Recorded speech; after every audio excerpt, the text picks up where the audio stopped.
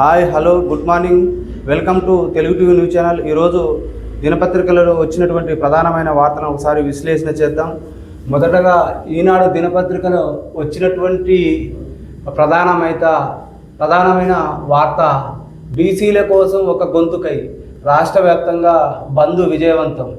అధికార పార్టీ సహా అన్ని పక్షాల మద్దతు, పాల్గొన్న మంత్రులు, ఇతర పార్టీల నాయకులు. ఉదయం నుంచే ఎక్కడికక్కడ ధర్నాలు, మానవహారాలు, నిలిచిన బస్సులు, వ్యాపార వాణిజ్య సంస్థల మూసివేత అనే వార్త కనిపిస్తున్నది. ఇక్కడ బంద్తో నిర్మానుష్యంగా మారిన ఎంజీబీఎస్ నిలిచిపోయిన బస్సులు. ఇక్కడ చూడండి, బస్టాండ్ కూడా ఇక్కడ బస్సులు లేక నిర్మానుష్యంగా కనిపిస్తున్న వార్తని ఇక్కడ మనం చూడొచ్చు.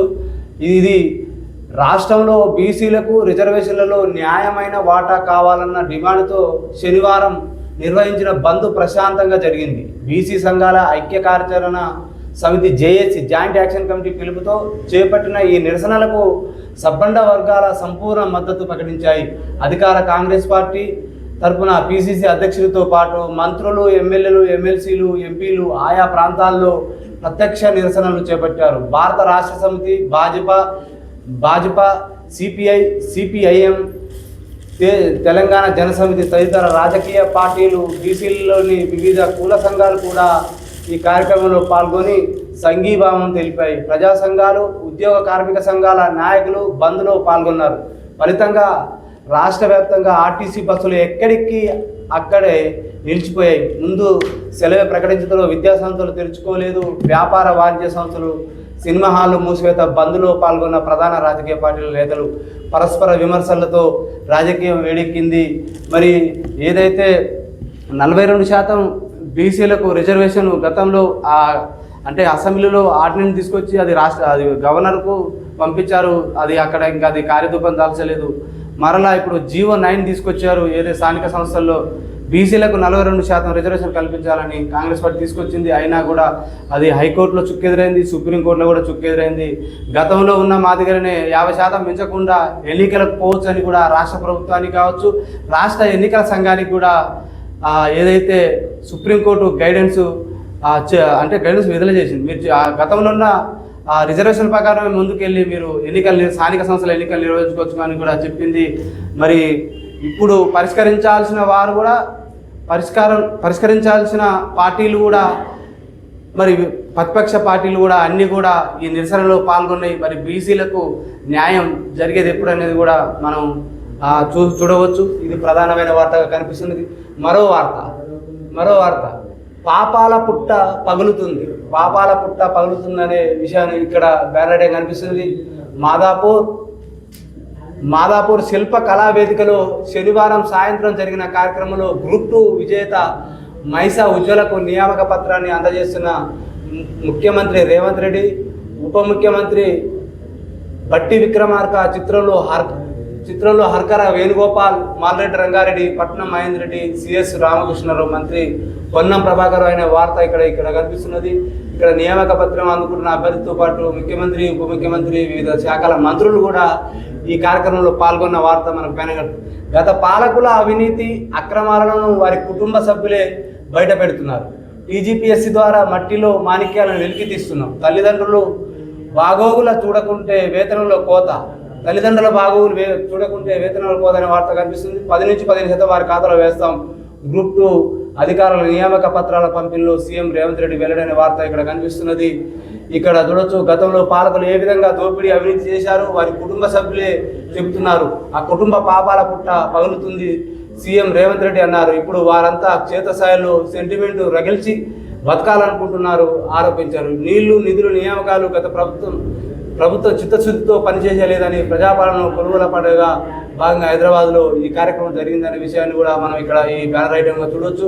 సొంత నిర్ణయాలతో ప్రభుత్వానికి చెడ్డ పేరు తేవద్దనే వార్త కూడా కనిపిస్తుంది. మరో వార్త, పథకాలను అమలు చేయడంలో నిర్లక్ష్యం వద్దు, కొందరు ఉన్నతాధికారుల పనితీరులో మార్పు రాలేదు, ప్రజలకు మేలు చేసే దసరాలు ఆగిపోవడానికి వీల్లేదని కూడా సీఎంఓ కార్యదర్శి సమావేశంలో సీఎం రేవంత్ రెడ్డి గారు వెల్లడించడం జరిగిందనే వార్త కూడా కనిపిస్తుంది. ఏదైతే ప్రభుత్వ పథకాలు కావచ్చు, ఏదైతే ప్రజలకు సంబంధించిన విషయాల విషయంలో కూడా ప్రభుత్వ అధికారులు కావచ్చు, ఎవరైనా కూడా సాస్తారం చేయొద్దు, ఇబ్బంది పెట్టరు, ప్రజలకు ఏదైతే వాళ్ళు పనుల కోసం ప్రభుత్వ కార్యాలయాలకు వచ్చారో వాళ్ళకు సానుకూలంగా స్పందించి వారి సమస్యల పరిష్కారానికి ముందు చొరవ చూపాలని సీఎం రేవంత్ రెడ్డి గారు రాష్ట్ర ప్రభుత్వ ప్రధాన కార్యదర్శి ఆధ్వర్యంలో అధికారులకు సూచన చేయడం కూడా ప్రధాన వార్త కనిపిస్తున్నది.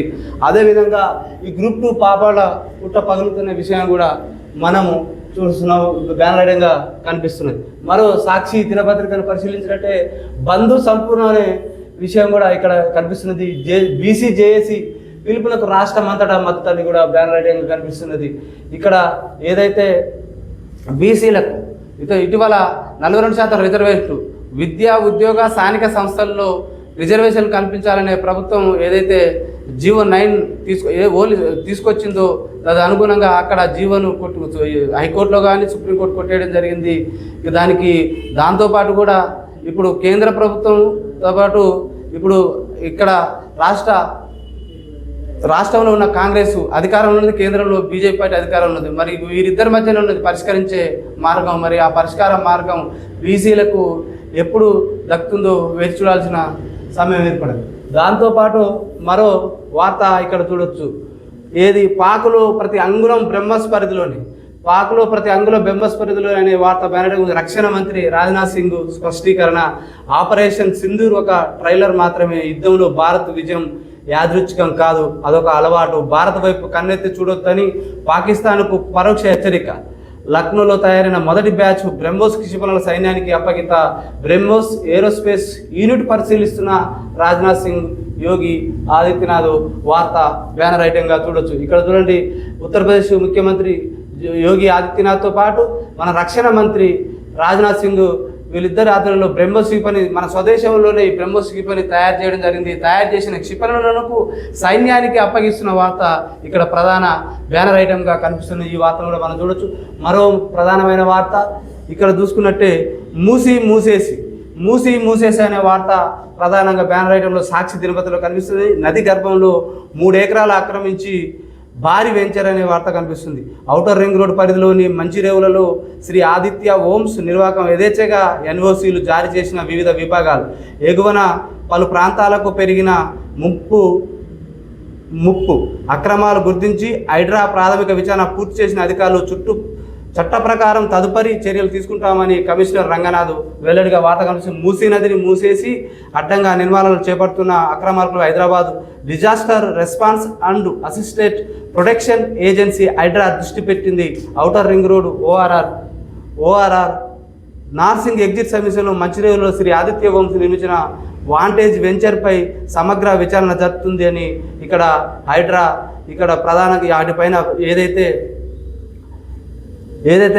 ఏదైతే నది గర్భంలో ఉన్న చుట్టుపక్కల ఉన్న హైదరాబాద్ చుట్టుపక్కల ఉన్న చెరువులన్నిటి కూడా ఈ ఏదైతే బడా రియల్టర్ మింగేసి వాటిని వెంచర్ రూపంలో చేసి సామాన్యులకు అమ్మివేయడం జరిగింది, డబ్బులు పోగు చేసుకోవడం జరిగింది. మరి ఇప్పుడేమో వర్షాలు పడ్డప్పుడైతే అక్కడ ఉన్న ప్రాంతాలు కూడా మిగిలిపోతున్నాయి. దాదాపు వందల చెరువులు కూడా కబ్జాలకు అక్రమాలకు అక్కడ ఉన్న అధికారులు కూడా గతంలో ఉన్న నీటిపారుదల శాఖ ఉన్న ఉన్నత అధికారులు ఎన్ఓసీలు ఇవ్వడం వల్లనే ఈ పరిస్థితి దాపురించిందనే విషయాన్ని కూడా మనం గత వార్తలో చూసిన. కొంతమంది నీటిపారుదల శాఖలో అధికారులను ఉన్నత అధికారులను మొత్తం కూడా బదిలీ చేసిన వార్తను కూడా గతంలో చూసిన. ప్రభుత్వం వారిపై శాఖపరమైన చర్యలకు కూడా హుకుం జారీ చేయాలనే విషయాన్ని కూడా మనం గత వార్తల్లో చూసినాం. దాంతోపాటు మరో దినపత్రికను పరిశీలించడం ఆంధ్రజ్యోతి దినపత్రికలో బీసీ బంద్ సక్సెస్ అనే వార్త బేరడేగా కనిపిస్తుంది. పల్లె పట్టణం దాకా విద్యా సంస్థలు, వ్యాపార వాణిజ్య సంస్థలు స్వచ్ఛందంగా మూత. బంద్కు కాంగ్రెస్, బీజేపీ, బీఆర్ఎస్ లెఫ్ట్ మద్దతు. రాష్ట్ర వ్యాప్తంగా పోటాపోటీగా ర్యాలీలు, ధర్నాలు. ఎంబీబీఎస్ వద్ద 12 గంటల పాటు బైఠాయింపు. పండుగ పూట సొంతూలకు వెళ్ళలేని వారి తప్పని తిప్పలనే వార్త కూడా కనిపిస్తున్నది. ఇక్కడ చూడండి, ఎంబీబీఎస్ వద్ద మహేష్ కుమార్ గౌడ్, జాజుల శ్రీనివాస్ గౌడ్ ఇద్దరు కూడా ఇక్కడ నిరసన వ్యక్తం చేస్తున్న వార్తను ఇక్కడ మనం ప్రధానంగా చూడవచ్చు.